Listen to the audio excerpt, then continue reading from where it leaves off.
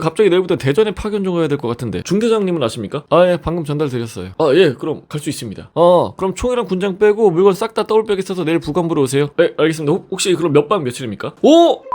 사연이고요. 안녕하세요. 유튜브 우연히 보다가 재미있어서 주말 내내 보고 있다가 한번 썰을 보내봅니다. 저는 04년 군번이고 효자손님 같은 21사단 출신입니다.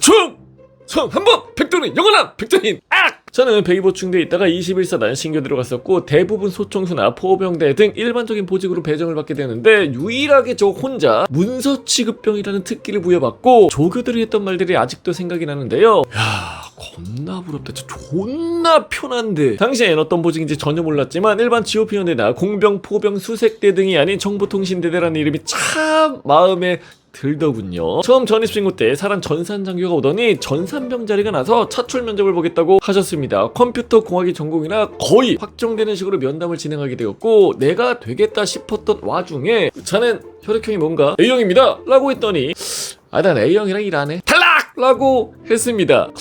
근데 이거 주장 아니야. 워낙 군대란 게 그냥 자기 마음대로 하는 곳이기 때문에 어쨌든 이후에 원래 보직대로 정보통신대대에서 문서취급병으로 일을 하게 되었습니다. 문서취급병의 주 임무는 사단 예하부대 및 옆부대 그러니까 2사단이나 12사단 등의 비밀 문서를 전달하는 건데요. 옛날 드라마에 나오는 말 타고 전령을 전달하는 그런 거라고 보시면 됩니다. 그런데 제가 1년간 근무하는 동안 비밀 문서를 전달한 기억은 딱 한 번이었습니다. 딱 한 번, 365일 중에 한 번. 왜 1년 근무인지는 제가 뒤쪽에 말씀을 드리고요. 실제 주 업무는 비밀 문서를 전달하는 게 아니고 그냥 택배병이었습니다. 이거 참고로 1군 야전사령부나 국방부 등 상급 부대 문서 취급병은 정말 문서들만 가지고 혼자 기차 타고 각 지방을 다니며 비문을 전달합니다. 아무튼 저는 사단 사령부라 군사 우체국이 영내에 있는데 거기서 일을 했습니다. 하루 일과는 다음과 같은데요. 아침을 먹는 것까지는 동일하고 아침을 먹은 후 단독 군장 차림으로 우체국 이동, 사단본부 우체국병이 오늘 전달해야 하는 택배 리스트를 뽑아주며 물류창고에서 확인, 그리고 운전병이 박스카를 끌고 오면 차에 택배 상하차 시작, 그리고 비는 시간 우체국에서 인터넷 서핑을 하는데요. 참고로 당시엔 싸지방이라는 개념이 없었기 때문에 엄청난 특권 중에 하나였습니다. 그렇게 점심을 하고 우체국으로 다시 이동, 그리고 두세 팀으로 나뉘어 운전병 1명, 간부 1명, 전련병 1명 탑승하여 예하부대로 출발을 합니다. 6시 이후에 업무를 마치고 복귀를 하고요. 그렇게 저녁을 먹지만 택배량이 많은 날은 저녁 식사가 이미 끝날 시간이 대부분이라 시내에서 간부와 밥을 먹는 경우가 많았습니다. 마지막으로 심야 근무는 탄약고, 불침번 등이 아닌 팩스실 근무 지원을 합니다. 그냥 새벽에 간부가 없는 팩스실을 혼자 팩스 켜놓고 대기하면 되는 거라 나름 꿀입니다. It means 자는 건 아닐 거 아니에요.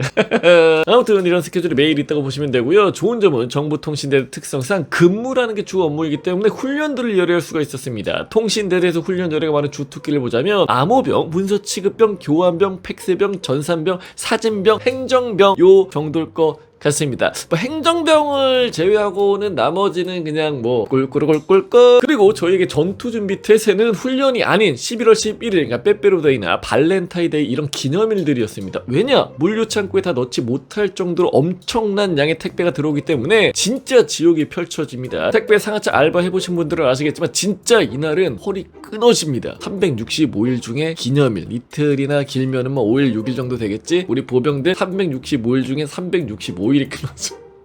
지금도 허리. 그리고 GOP 부대로 가는 택배들 중 게임기나 게임 CD 등 저희 대대에선 취급 불가한 물건들이 보이면 일부러 발로 차고 내동댕이 치고 하는 선임들도 있었습니다. 너네였구나. 어쨌든 여기까지 내용은 그냥 보직 소개 정도로 끝날 수 있겠지만 두 번째 스토리가 있습니다. 상병 무로봉 시절 갑자기 사단 부간부에서 저에게 전화가 왔습니다. 부간부 왈. 쇼형 상병?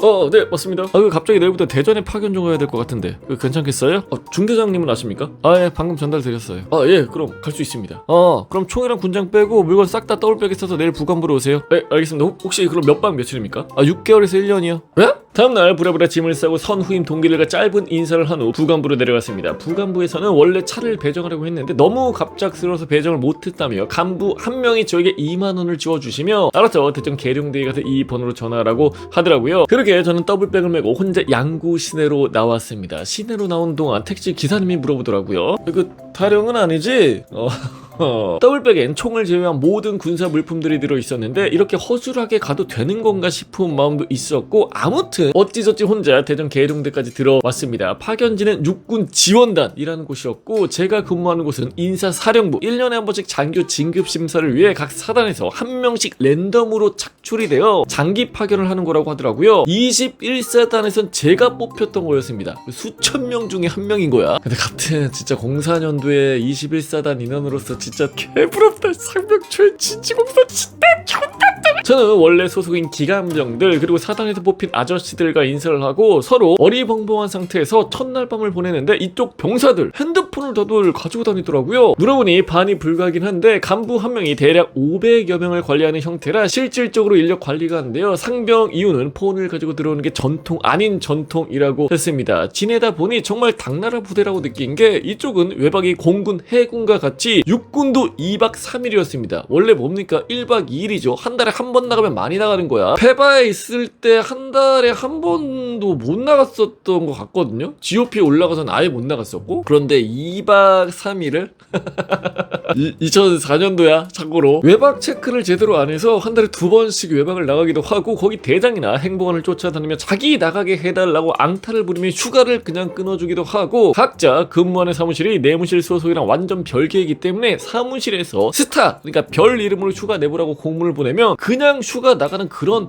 시스템이었습니다. 그러니까 서로 확인을 안 하나 봐. 그냥 보내면 가. 근데 아까도 얘기했지만 한 명이 500명을 관리하니까 이거 뭐 어떻게 하겠어. 실제로 월마다 외박 한 번, 포상휴가 한 번씩 계속 나가는 사람도 봤습니다. 부대 내 영화관도 있고 헬스장, 떡볶이집, 뷔페, 미국 PX까지 있어서 미국 PX에서 게임 CD를 면세로 사는 친구들도 있었습니다. 참고로 예전에 영내 룸살롱도 있었다 해서 큰 이슈가 된 적이 있죠. 자금이나 그런 건 일체 없고 내무실에서 자고 자기 일터로 출근하고 퇴근하는 그런 부대입니다. 제가 일했던 사무실도 간부분들이 매우 인간적인 분들이어서 휴가 좀 나가라고 계속 끊어주기도 했습니다. 나중에는 하도 휴가를 가다 보니 돈이 다 떨어져서 안 나가도 괜찮다고 할 정도였고요. 그러니까 월급은 많지 않았다 보니까 계속 나가면 어떻게 해야 돼? 부모님한테 달라고 해야 되니까. 실질적으로 거기서 한 업무는 지금도 하고 있을 것 같다 보안상 쓰지는 못할 것 같습니다. 진급심사 막바지에는 간부와 파견 병사들을 감금시키고 진급평가를 최종 진행합니다. 대략 한 4주 정도 건물 밖으로 못 나갔던 것 같고요. 그렇게 6개월 정도가 지났고 파견 인원들 중 한두 명이 자대로 돌아가기 시작을 했습니다. 그리고 저를 마음에 들어 하시던 간부님들이 저에게 물어보더라고요. 어떻게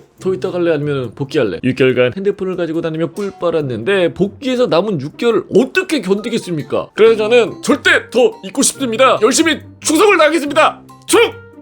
이렇게 저는 대략 5개월을 더 있을 수 있었고, 원래는 파견 6개월인데 5개월 더 뻥인 거야. 사실상 장교 진급 심사는 끝난 타임이라 계속 장교 평가 중에는 있을 수 없어서 군무원실로 팔려가게 됩니다. 군무원실, 실질적으로 사무실 내에 군인 신분이 없는 겁니다. 군무원분들 업무 보조해주며 그렇게 편하게 지낸 것 같습니다. 모두 군인 신분들이 아니다 보니 터치나 그런 건 전혀 없었고 인터넷도 정말 실컷 하고 그랬던 기억이 납니다. 이후에 전역을 1개월 남기고 부대를 복귀하였고 대략 15kg가 찌더라고요. 간부들이 파견 가서 폰 쓰고 그런 거 다 안 다음에 영창 보내는 대신 혹한기를 하라고 했고, 그렇게 전역 며칠 남겨놓고 혹한기를 갔다 오고 전역을 하게 됩니다. 어쩌다 보니 최전방 부대와 후방의 육군 본부를 둘 다 경험하게 되었습니다. 계룡대는 아직도 그런 편한 생활을 하고 있을지 궁금해지네요. 이상 마치겠습니다. 유튜브 화이팅 하시길 바라겠습니다. 여러분 재밌는 사연이 있으면 그랜드폰84@gmail.com으로 보내주시길 바라겠습니다. 충성! 오늘도 수고하셨습니다. 이